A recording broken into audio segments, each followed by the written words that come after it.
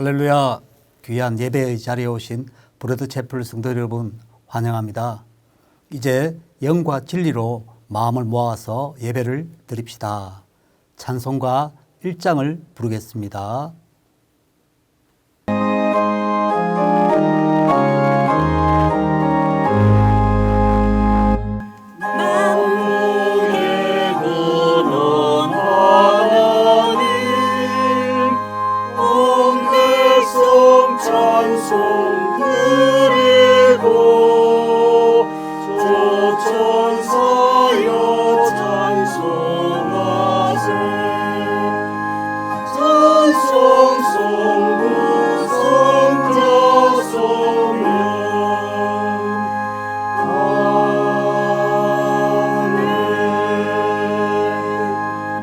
브레드 채플은 유비쿼터스 교회입니다. 신학교, 학교, 병원, 군 부대에 속한 예배 공동체의 유튜브 채널로 정규적으로 예배 동영상을 제공하고 있습니다. 하나님은 선지하시고 무소부재하십니다. 하나님의 자녀는 누구나 어디서나 예배를 드릴 수가 있습니다. 이제 마음을 모아서 우리의 신앙을 하나님께 고백하겠습니다.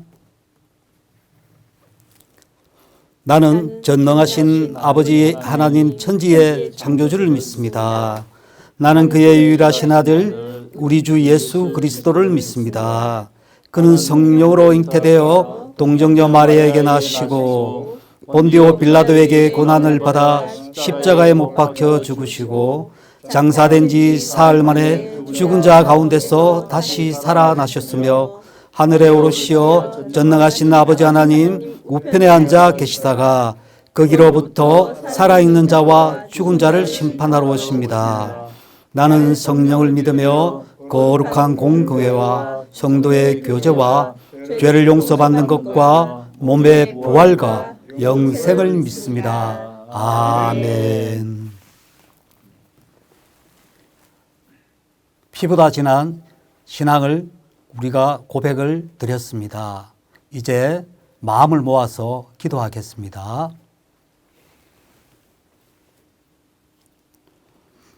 우리의 구원과 생명 되시는 하나님 아버지, 사랑과 은혜에 감사를 드립니다. 우리의 일상이 언제나 주님의 사랑과 세밀한 손길에 있음을 고백합니다. 지난 한 주간의 삶을 주님의 거룩한 자비로우심의 손길로 죄에서 돌이키게 하옵소서. 오늘도 마음을 다해 주님을 사랑하고 힘을 다해 주의 뜻을 행하는 믿음을 걷게 하시고 전심으로 드려지는 예배가 하나님께서 기쁘게 받으시는 거룩한 예배가 되게 하옵소서. 나라를 세우시고 위기 때마다 도우시는 하나님, 우리를 질병으로부터 보호하시고 경제 사정이 안정되게 하시고 평화로운 일상이 회복되게 하소서. 진정한 예배자가 되게 하시고 하나님의 임재를 경험하며 치유와 회복과 헌신의 결단이 있는 예배가 되게 하시고 하나님을 경외하는 믿음을 주시옵소서.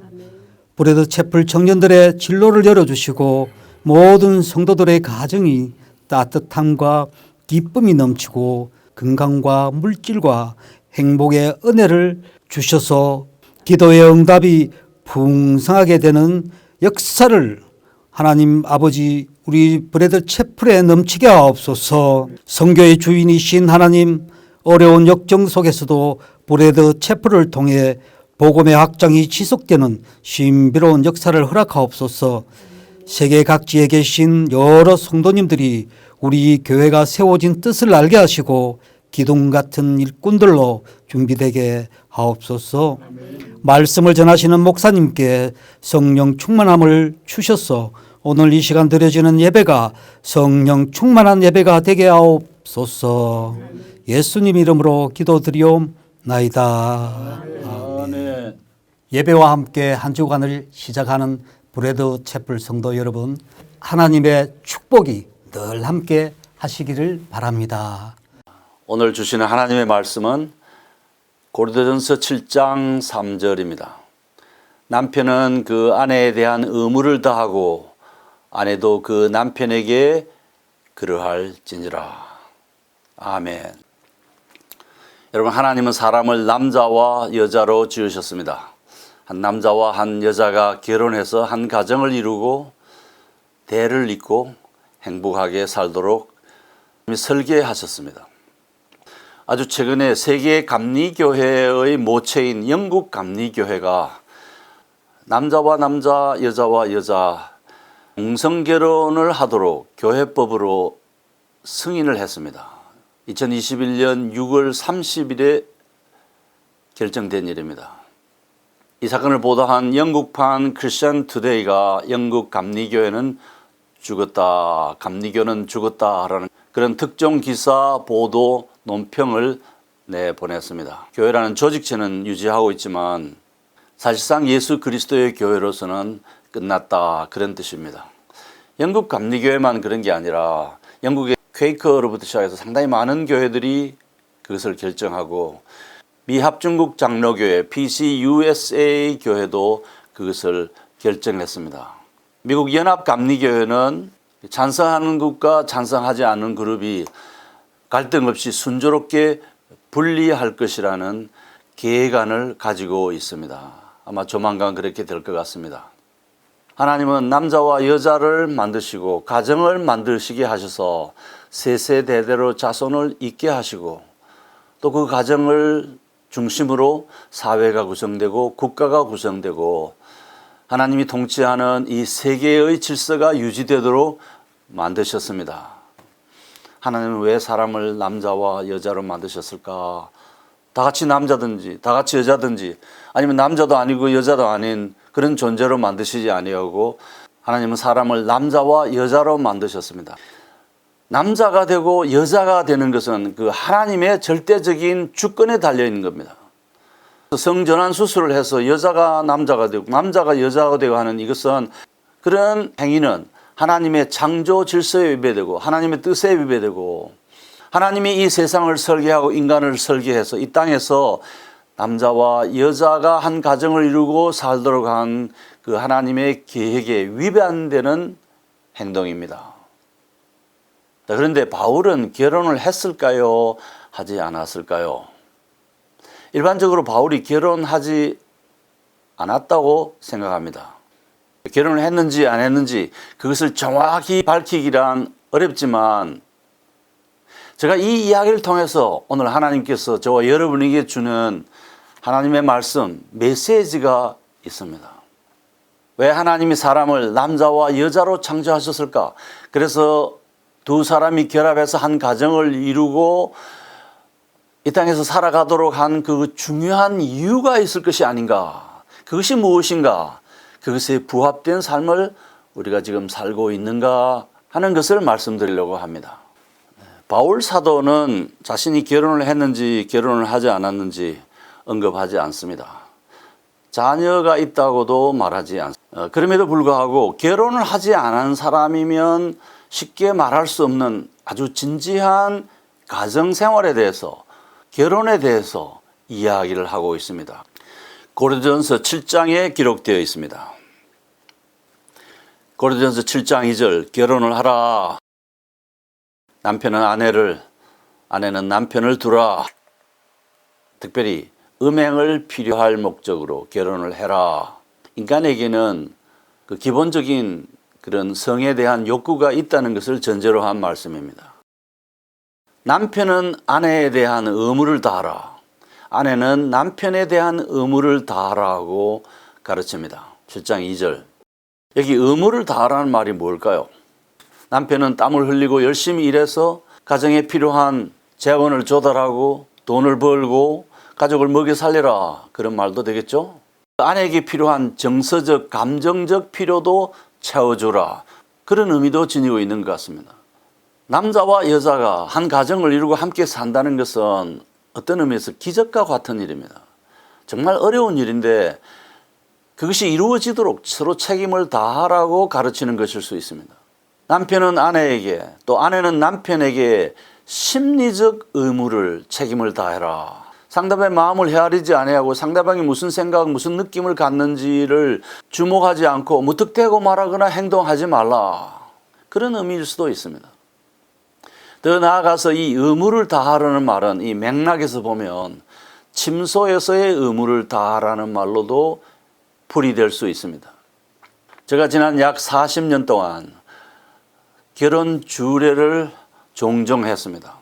주례를 하기 전에 결혼할 부부를 만나서 신앙 상담을 합니다. 그것이 결혼 주례의 조건입니다. 그 상담 가운데서 서로에게 책임을 다하라. 경제적, 심리적, 정서적, 그리고 더 나아가서는 침소에서의 의무를 다하라. 특별히 제가 남편 될 사람에게 이 이야기를 해줍니다. 아마 그 사람은 목사가 무슨 이런 이야기를 다 하는가 그럴 것 같지만 그것은 하나님의 창조 질서에 부합하는 가르침이고 결혼할 사람들이 반드시 알아야 하고 그래서 목사로부터 그런 자리에서 꼭 들어야 할 이야기이기 때문에 이야기해 줍니다.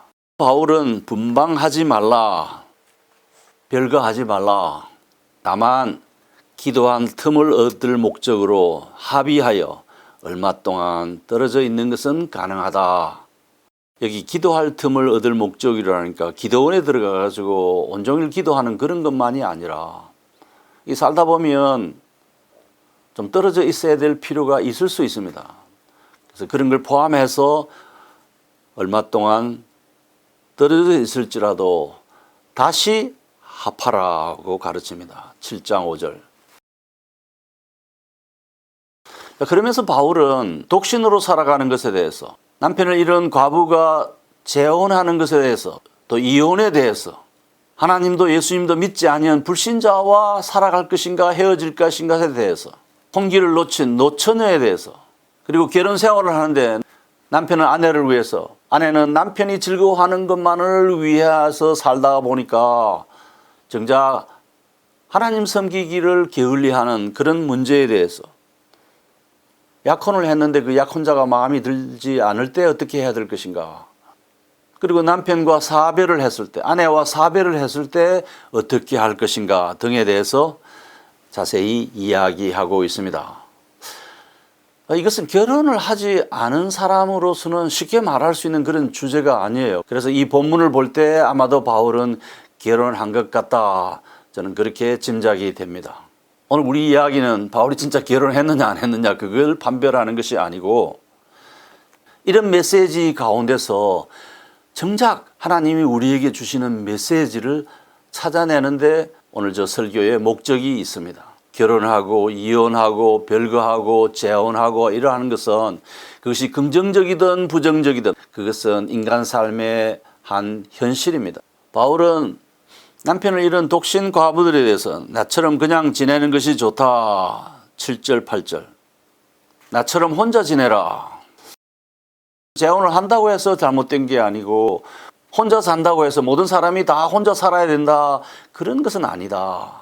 그렇지만 나처럼 혼자 사는 것이 좋으니라고 가르칩니다. 그러면서 만약 혼자 있기가 힘들면 절제하기가 힘들면 결혼을 하라고 지도합니다. 자, 그리고 결혼을 했으면 갈라서지 마라. 8절. 갈라서는 것도 인간 삶의 실존적인 하나의 현상이니까 혹시 갈라섰거들랑 다시 그 사람하고 합하라.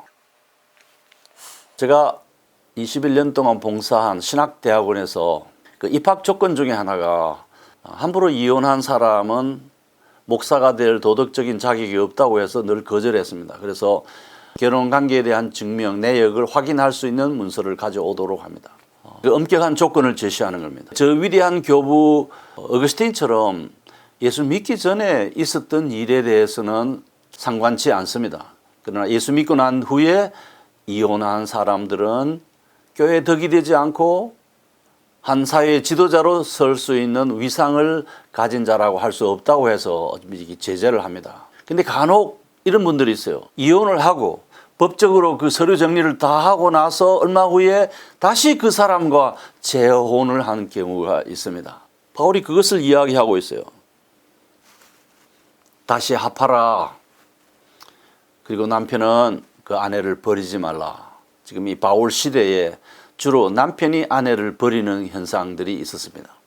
오늘날에는 아내가 남편을 버리는 일이 흔하지만 그런데 배우자가 종교적인 이유 때문에 살기 싫어하면 어떻게 해야 되느냐? 그 배우자가 꼭 이혼을 하겠다 하면 그 어쩔 수 없지 않느냐? 그러나 그 하나님을 안 믿고 예수님을 안 믿는다고 해서 기독교인이 불신 배우자와 쉽게 이혼하는 것은 바람직하지 않다. 그런 경우에도 남편은 아내를 버리지 말라고 합니다. 11절. 불신 아내나 불신 남편이 헤어지자고 하면 그건 당당하게 갈라서라. 헤어지면 안 되는데, 이혼하면 안 되는데 하는 그런 제도에 구애받지 말라고 합니다. 왜냐하면 하나님은 화평 중에 우리를 불렀기 때문에 이 말씀이 굉장히 중요한 말입니다. 하나님이 사람을 남자와 여자로 창조하시고 우리에게 행복하게 살도록 화평 중에 살도록 가정을 이루게 하셨는데 그 가정에 평화가 없다면, 특별히 종교적인 이유로 평화가 없다면 갈라서도 무방하다. 15절. 그러나 가능한 헤어지지 말라. 혹시 하나님 믿는 남편이 믿지 않는 아내를 구원할는지 누가 아느냐? 예수를 믿는 아내가 혹시 예수 믿지 않는 남편을 구원할는지 누가 아느냐? 신앙생활을 못하게 한다든지 박해를 한다든지 죽인다고 협박하든지 그러면 몰라도 배우자가 나의 신앙생활을 허용한다면 헤어지지 말라고 가르칩니다. 혼기를 놓친 노처녀에 대해서 임박한 환란이 가까우니 결혼하지 말고 그냥 지내라. 25절 26절. 노처녀 노총각이라도 결혼을 해도 좋고 하지 않아도 좋다.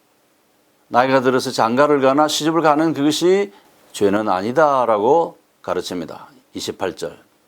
그런 다음에 바울은 아내 있는 자들은 아내가 없는 자같이 하라. 30절. 이게 무슨 말씀일까요? 결혼을 하면 아내 섬긴다고 주를 섬기지 못하고, 결혼을 하면 남편 섬긴다고 모든 관심이 남편을 기쁘게 해주는 그 일에 있기 때문에 주님을 제대로 섬기지 못한다. 32절 33절. 그래서 결혼하는 자도 잘하거니와 결혼하지 아니하는 자는 더 잘하는 것이니라. 38절. 결혼 생활하는 여러분, 아내를 위해서 무엇을 하시며 결혼한 아내들은 남편을 기쁘게 하기 위해서 무엇을 하십니까? 그것이 여러분에게 주어진 이 가정이라는 것의 주된 관심입니다. 그런데 아내에 대한 아무 관심이 없고 남편을 기쁘게 해주는 데 대한 아무 관심이 없다면 주님이 이 바울 사도를 통해서 우리에게 주신 계시의 말씀과 거리가 멉니다. 하나님은 사람을 남자와 여자로 만드시고 가정을 이루게 하셔서 그 가정을 통해서 우리에게 무언가를 주시려고 하는 것이 있어요. 그 무언가 주시려고 하는 그것을 얻기 위해서는 남편은 아내에게, 아내는 남편에게 의무를 다하고 돌보고 기쁘게 해줄 의무가 있다는 겁니다. 그런데 문제는 이것에 전념하다 보니까 주님을 위해서 할 수 있는 시간이 없고 여력이 없고, 그래도 결혼하는 게 좋겠죠. 결혼하고 혹시 결혼을 못 하더라도 안 하더라도 너무 그것에 대해서 자책할 필요가 없다고 가르칩니다. 38절. 바울은 그런 뒤에 약혼자에 대해서 이야기합니다. 약혼자가 약혼자답게 합당하게 행동하지 않으면 어떻게 해야 되느냐? 그 경우는 헤어질 수도 있고 그럼에도 불구하고 또 결혼을 할 수 있다고 가르칩니다. 이 대목에서 바울은 결혼하는 자도 잘하거니와 결혼하지 아니하는 자는 더 잘하는 것이니라고 말합니다. 자, 사별을 했을 경우는 어떻게 하느냐? 남편이 죽거나 아내가 죽으면 어떻게 하느냐? 주 안에서 재혼하라. 그래서 같은 신앙을 가진 사람과 재혼을 하라고 가르칩니다. 이 마지막 절에서 매우 의미심장한 이야기를 합니다. 그냥 지내는 것이 더 복이 있느니라. 나처럼 성령님이 나로 하여금 혼자 살도록, 혼자 지내고 무엇인가를 하도록 나를 이끄시는 것 같다고 말합니다. 여러분, 바울이 결혼을 했을까요? 재혼에 관한 언급을 하면서 주 안에서 재혼을 해라고 하면서 그냥 재혼하지 말고 나처럼 혼자 지내라, 그러면 자신도 결혼한 전력이 있다는 이야기 같지 않습니까? 바울은 유대인이었고 유대교 전문가였고 그 전문가 집단의 제일 상위층에 해당하는 유대인 랍비 중에 엘리트 랍비였습니다. 창세기, 출애굽기, 레위기, 민수기, 신명기 5권의 책을 통달하고 있었던 사람입니다. 바울은 왜 하나님이 단순히 사람을 지은 게 아니라 사람을 남자와 여자로 지었는가를 명확하게 이해하고 있을 것 같습니다. 여러분, 하나님은 왜 사람을 남자와 여자로 지으셨습니까? 바울은 그것에 대해서 무엇이라고 이해했을까요? 여호와 하나님이 이르시되 사람이 혼자 사는 것이 좋지 아니하니 내가 그를 위하여 돕는 배필을 지으리라 하시니라. 창세기 2장 18절. 서로 도우며 살도록 배필을 만들었습니다. 여러분, 한문에 사람 인자의 모양이 이렇게 생겼습니다.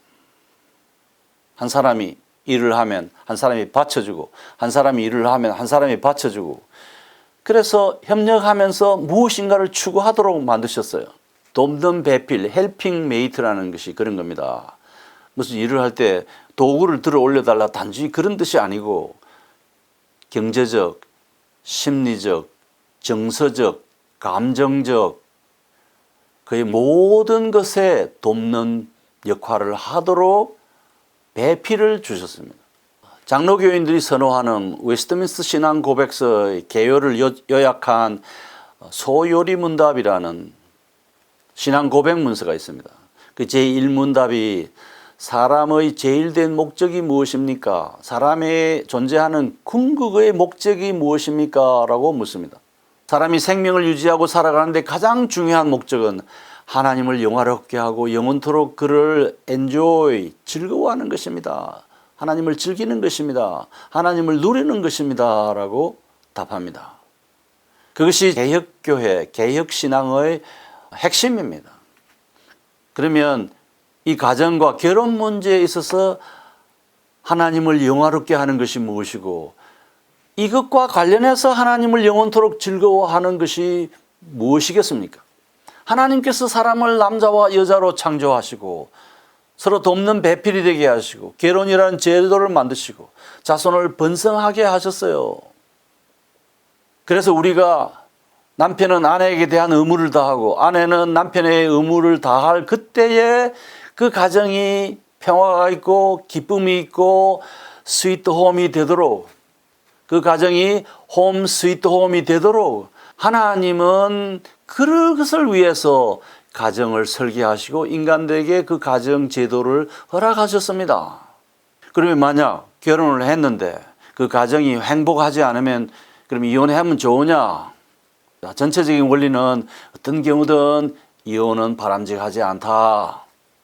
그러나 고린도서 7장은 결혼, 이혼, 사별, 파혼, 재혼 이런 것은 그것이 긍정적이든 부정적이든 인간 삶에 실존하는 하나의 현상이고 과정이라고 말하고 있습니다. 제일 중요한 것은 하나님께서 사람을 남자와 여자로 지으신 목적에 부합하느냐는 거예요. 그 목적이 무엇이냐? 행복해야 된다는 겁니다.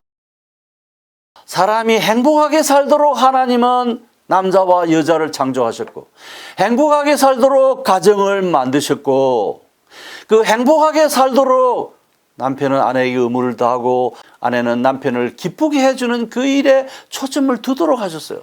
그러나 그것이 너무 도가 지나쳐서 하나님을 섬기고 하나님의 나라 일을 하는데 방해될 정도는 하지 말라. 그렇게 가르치고 있습니다. 유대인들은 내세가 있다든지 저리로서 산 자와 죽은 자를 어느 분이 심판하러 오실 거라든지 이런 거 믿지 않습니다. 물론 예수님이 부활했다는 것도 믿지 않고요. 그러면 이 오경이 하나님께서 사람을 남자와 여자로 창조하신 그 목적이 뭐라고 가르치느냐? 이거는 유대교 랍비들이 아주 정확하게 합니다. 바울이 이것을 꿰뚫어 알고 있었을 겁니다. 행복. 그 가정은 행복의 보람입니다. 거기서 자식을 낳고 대를 잇고 문화를 창달하고 사회를 위해서 봉사하고 하는 이 모든 것이 하나님이 기뻐하는 영역들입니다. 이 세속적인 영역은 하나님과 무관한 게 아니고 다 하나님께서 지배하시고 관여하시고 그것이 창조 질서에 부합되게 잘 진행될 때 하나님이 기뻐하시고 하나님이 영광을 받으십니다. 그것이 하나님께 영광을 돌리는 수단입니다. 사람의 제일 된 목적이 무엇인가? 행복하게 살고 정상적으로 사는 그것이 하나님께 영광을 돌리는 것이고, 모든 인간과 세상을 통제하는 그 하나님을 우리가 믿고 그 하나님을 고백하고 그 하나님을 섬기며 살아가는 그것이 행복의 가장 우선적인 비결입니다. 그런데 그 가정이 불행하다고 하면서 인간적인 이유로 헤어지면 하나님이 기뻐하시겠습니까? 이런저런 이유로 행복을 유지할 수 없는 상황이면 어떻게 하란 말입니까? 바울이 그것에 대해서 구체적으로 이야기를 하고 있습니다. 가능한 헤어지지 말라. 자, 이런 구도에서 성경은 남자와 남자, 여자와 여자가 결혼하는 것을 금합니다. 동성애를 금합니다. 근데 지난 6월 30일 날 영국 감리교회가 이것을 교회법으로 승인했어요. 그것도 투표자 수의 절대 다수가 그것을 동의를 했습니다. 여러분, 바울이 결혼을 했을까요? 바울이 언젠가 이런 말을 했어요. 우리가 다른 사도들과 주의 형제들과 게바와 같이 믿음의 자매된 아내를 데리고 다닐 권리가 없겠느냐? 고린도전서 9장 5절. 베드로가 가족을 데리고 다닌다면, 아니 나를 포함한 우리도 저를 데리고 다닐 권리가 있지 않겠느냐? 그렇게 보면 자기에게 처가 있다는 이야기 같기도 하잖아요. 중요한 것은 바울이 유대인 랍비라는 사실입니다. 유대인 랍비 가운데서 최고 엘리트층의 랍비입니다. 엘리트 계급의 랍비가 되려고 하면 유대인 전통에 따라서 반드시 결혼을 해야 하고, 결혼한 사람만이 그 랍비 계급에 들어갈 수가 있습니다. 그런데 바울은 결혼이나 자기 아내에 대해서는 전혀 말하고 있질 않아요. 결혼하지 않고 엘리트 랍비가 될 수 있는 그런 특권이 있었을까요? 예외적인 조항이 있었을까요? 지금까지 예외적인 조항이 있다는 거 알려진 바 없습니다. 그런데 왜 결혼에 대해서 언급하지 않을까요? 결혼을 했는데 아내가 남편에 대한 불만이 너무 커가지고 아내가 떠나버렸을 가능성은 종교적인 이유로, 우리는 유대인이고 유대교 신자인데 당신이 그 유대교의 모든 것들이 예수 안에서 성취되었다고 하면서 기독교라는 것에 신학적 터전을 마련하는 그런 사역을 하는 걸 보고 나는 더 이상 참을 수 없다. 그래서 헤어졌을 수도 있습니다. 그렇지 않다면 바울의 아내가 바울이 가정을 돌보지 아니하고 경제적인, 정서적인, 심리적인 책임도 지지 아니하고 복음 전도하러 다니는 그것에 불만을 토로하면서 떠나가 버릴 가능성도 있습니다. 사별했을 가능성이 큽니다. 바울은 사별했으면 그냥 지내라, 나처럼 하나님이 영이 나를 이처럼 독신으로 살도록 이끌고 계신다라고 말했어요. 7장 40절.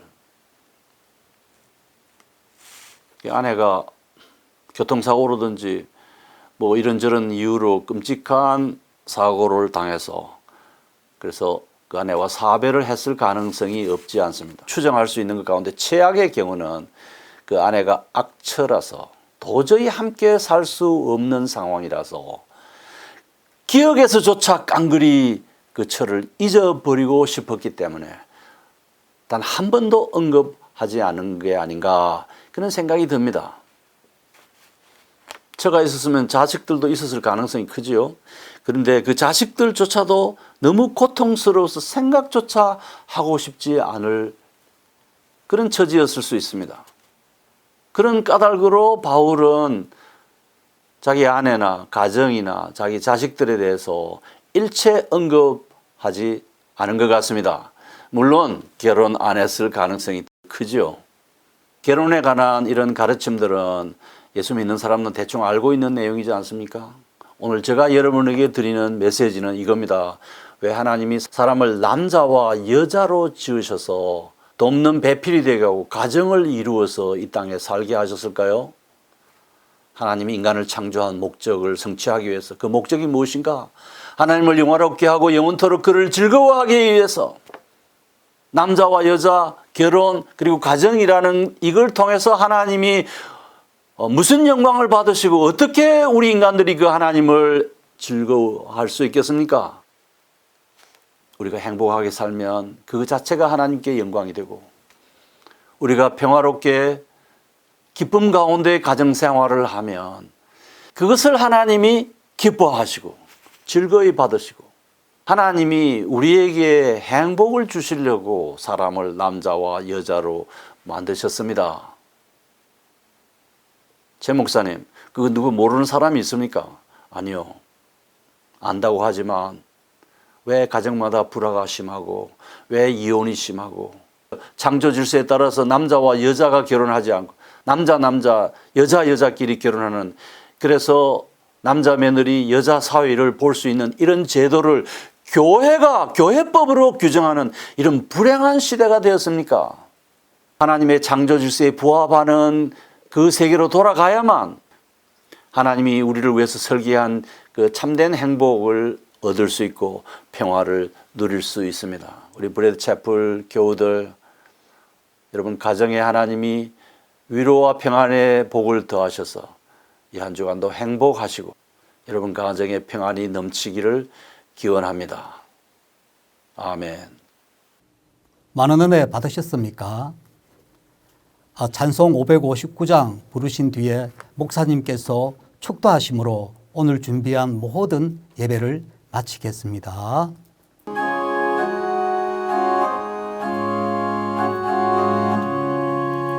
서천의 봄바람 불어있고 하나님 아버지 모셨으니 믿음의 반석도 든든하다.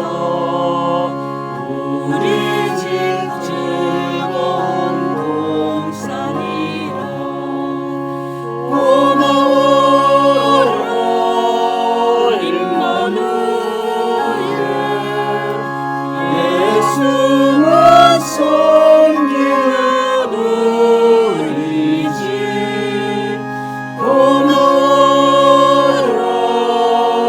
임마누엘, 복되고 즐거운 하루하루.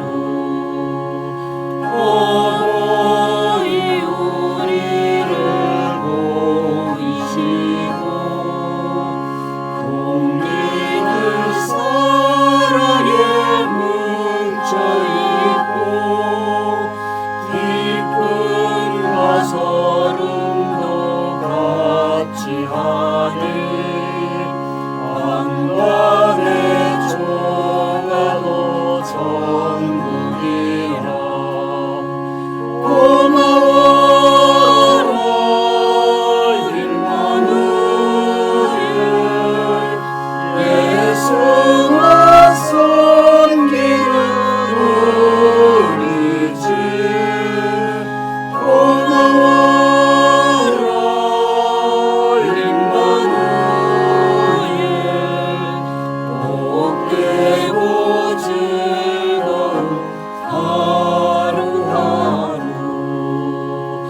아침과 저녁에 수고하여 다같이 일하는 온 식구가 한 상에 둘러서 먹고 마셔.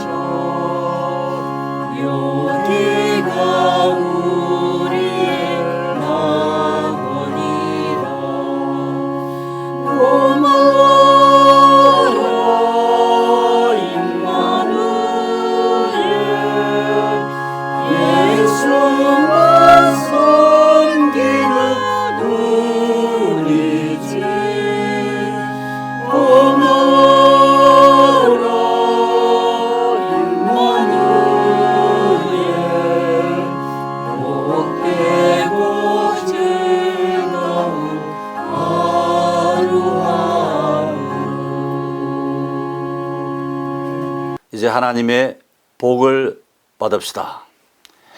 우리 주 예수 그리스도의 은혜와 하나님 아버지의 사랑과 이 말씀과 함께 역사하시는 성령님의 감화, 감동, 내주, 동행, 성령 충만의 역사가 하나님의 창조 질서에 부합하는 삶을 통해서 평화로운 가정을 통해서 행복을 누리고자 하며 그걸 통해서 하나님께 영광 돌리고자 하는 모든 우리 성도들 위해 항상 함께 있을지어다.